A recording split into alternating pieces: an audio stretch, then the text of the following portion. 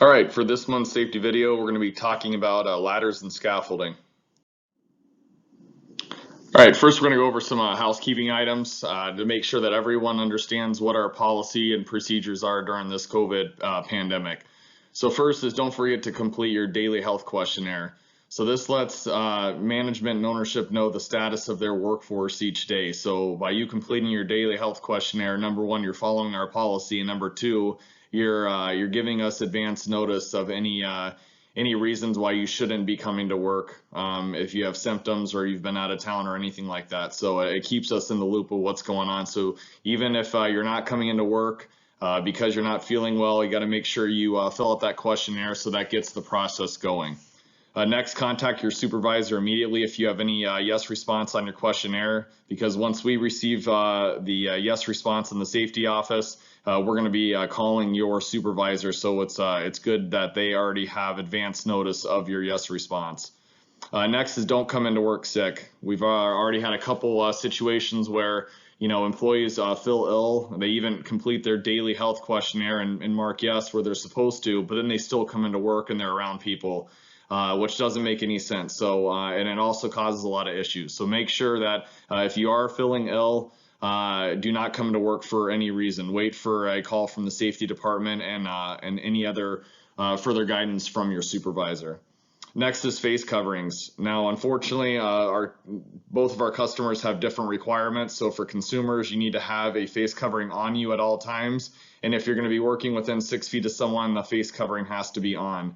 For the Detroit Edison side, face coverings have to be on your face, on your chin for the entire workday, and then they need to be pulled up above your face and worn properly anytime you're working within 6 feet of another person. With any questions that you have regarding anything having to do with the COVID pandemic or the requirements of our safety policy regarding the COVID pandemic, please give us a call. We're here to help. Use this as a resource. Don't go into your workday questioning things. So our ladder training requirements that we have to train on annually are to make sure that you understand the hazards that are related to using a ladder, and to make sure you're familiar with the procedures for how to complete your inspections, how to place ladders, and how to use them overall. And then we're going to go over the carrying capacities that each ladder has. Typically, this is color coordinated for ease of reference. So before choosing the correct ladder, you need to look at your job. So, when you're going over your pre-job brief, you need to identify how deep your excavation is and what kind of ladder might be required for the weight of the personnel that will be using it. So you want to look at the duty rating of the ladder. So this is color coordinated. We'll go over the chart here in a minute. And the height of the ladder, so is it too short or too tall for what you're going to be doing, and the condition of the ladder. And instructions. So basically, the sticker that's on the side is is it legible? Are you able to read it? Is it worn and does it need to be replaced? So these are all things that you're going to plan the work and then work the plan. So this is the standard load rating for all ladders that are manufactured in the United States. So the only ladder that we are going to be permitted to use at CALDSIM UE is going to be the Type 1A non-conductive extra heavy duty industrial ladder that will be painted orange and has a 300-pound loading capacity. There are a few of the Type 1 industrial ladders that have a load rating up to 250 pounds. They're colored blue. Those can remain on the job site as long as everyone is aware that no one over 250 pounds will be permitted to use it. Going forward, all of management understands that all ladders to be purchased from this point on shall be the Type 1A non-conductive orange 300-pound loading capacity ladders. So the two main rules that we're going to talk about first regarding ladders is the requirement for the ladders to extend 3 feet above the landing. So above the edge of the excavation, they have to extend 3 feet out. Each rung is placed at a foot apart from each other, so it's very easy if I were to walk up on a job site to see that a ladder is extending 3 feet above the edge of the excavation, because I would see 3 rungs or 3 openings between the rungs. Next is you have to have an egress point within 25 feet of each other. So typically this is going to involve a trench line that may be over 25 feet.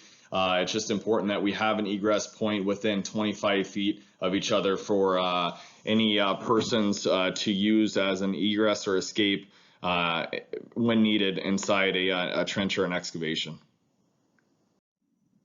So when we're looking at the proper condition for use of any ladder, we want to really focus on the inspection process. So before each use, this inspection needs to take place. We're going to look for the visible defects. You never want to use a ladder that is broken or otherwise damaged.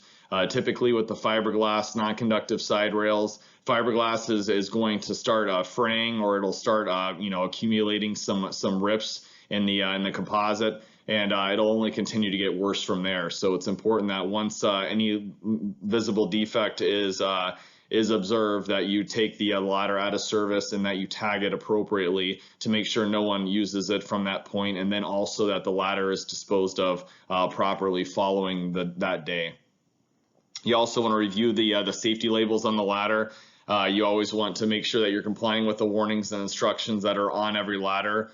Also, if any of the labels become worn or are completely removed, you need to let the safety department know so that they can either get you another label if the ladder is still able to be used, or to properly dispose of the ladder.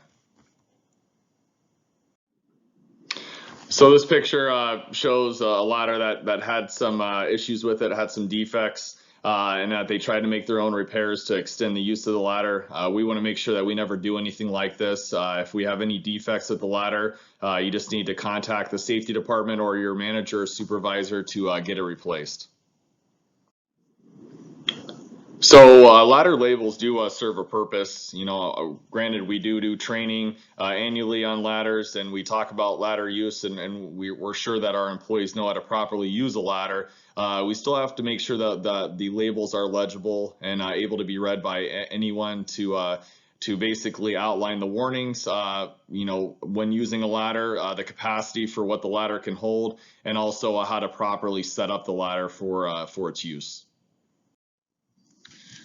So an easy way to set up the pitch of a ladder, you can use the 4-to-1 ratio. So if you got a 20-foot height that you have to meet, including the 3 feet overreach that your ladder has to extend outside of the excavation, you're going to divide that by 4, and then you're going to get 5 feet. So from the edge of where the ladder is situated on the landing area, from the point to where the ladder base is going to be secured to the ground, has to be at least 5 feet if you're working in a 20-foot excavation.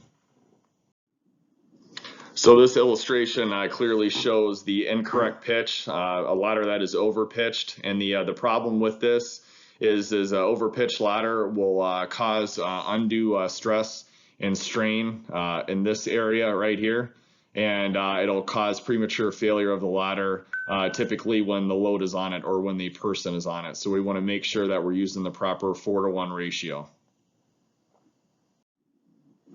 So probably the most important thing you can do regarding ladder safety is to make sure it's secured at the top and the bottom. This is especially important when you're using a ladder with a trench box or a shoring box, because the ladder fiberglass will slide easily on a metal surface. So you want to make sure that's tied off at a tie point at the top. You don't want to be using tracer wire or anything like that. You want to use just some kind of like twine or rope to secure it. And for the base of the ladder, you want to make sure that the ladder feet are flipped up, especially when you're working in uneven terrain, and make sure that the feet dig into the ground at the bottom, and that will properly secure it. And we're going to go ahead and take a look at a couple pictures that show examples of this. So these are 2 examples of securing ladders from the top. So as you can see right here, they left a little bit of the sheet piling right there extended, so that's a good securing point for the ladder. You can see it's secured right where it needs to be. And then on the right hand side, you can see that they secured it to a rung. Each of these is all right. It is better though to secure the rail itself in between a rung to make sure that you don't have any slippage when you're actually on the ladder. So this is a good example of what happens when you flip the feet and that you dig the teeth into the ground. This should happen at the base of every excavation to ensure that you don't have any base movement when you're on the ladder. So as far as maintaining a safe body position on a ladder when you're going up and down, you want to make sure that you're always maintaining 3 points of contact. So at any given time, you should have 3 parts of your body touching the ladder with only 1 part of your body moving at a single instant. You always want to keep your center of gravity centered on the ladder to make sure that you don't have any slippage. Again, the securing of the ladder from the top and bottom will prevent any slippage, but you also don't want to overreach. A good rule of thumb for this is the belt buckle rule, is to make sure that your belt buckle that is centered on your body does not overreach the 2 side rails of the ladder, and that's how you know that you're in a proper position to use the ladder. So just to review some key points, you never want to overreach when working on a ladder. You never want to stand on the top 2 rungs of any step ladder or any extension ladder. And you never want to have multiple people on the ladder at the same time. It says here that a double cleated ladder is intended for 2-way traffic. We do not have any double cleated ladders at CalSim UE, so there's no reason that any person should be on a ladder with another person. Also, it is important to note that you should never be carrying any tools or equipment up and down a ladder. You always want to use a separate line that you could lower tools or any materials and equipment into the excavation. You never want to sacrifice one of your 3 points of contact by holding any materials or equipment. So now let's go over a couple quick questions to make sure you guys have retained the information. So true or false? Falls from ladders usually result in only minor injuries. This is false.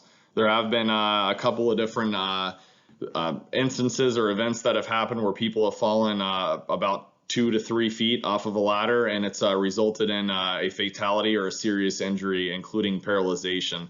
So, especially in the work environment that we're in with the uneven terrain and the various, utilities that may be exposed inside of an excavation, the last thing that we want is for anyone to fall off a ladder at any distance. True or false? If a ladder cannot be found, use a chair or a table to reach the item you need. This is, of course, false. Make sure that you're using a ladder that has been inspected before each use, that is free of any defects. How often should you inspect a ladder? I've said this several times throughout the presentation. It is every time before you use the ladder. If you notice a damaged or defective ladder, what should you do? Well, you're actually going to do 3 things. You're going to report it to your supervisor. You're not going to continue to use it, and then you're also going to put a tag on the ladder to make sure no one else uses it, and that is properly disposed of at the end of the workday. True or false? Never use metal ladders around electrical equipment. This is true. We never should be using metal ladders at all. In fact, if there are any metal ladders that you see on a job site, make sure you report it and that they are removed immediately. True or false? You can stand on the top 2 steps of a ladder only if you cannot reach the item any other way. This is, of course, false. You never want to use the top end of the ladder to include the 2 steps, and that is for extension ladders and regular step ladders. The belt buckle rule means do not lean outside the ladder rails. So remember, your belt buckle is on the center of your body, and you do not want the center of your body to extend past the ladder rails. How many feet should the ladder extend from the edge of the excavation? This will be 3 feet. An easy way to tell that you have the 3-foot requirement is that you have 3 rungs or 3 spaces between each rung extending outside of the trench or shoring box or the excavation itself. This also concludes the presentation. Any questions, comments, concerns regarding anything safety or anything having to do with ladders, please contact the safety department through the numbers on the first slide. Thanks.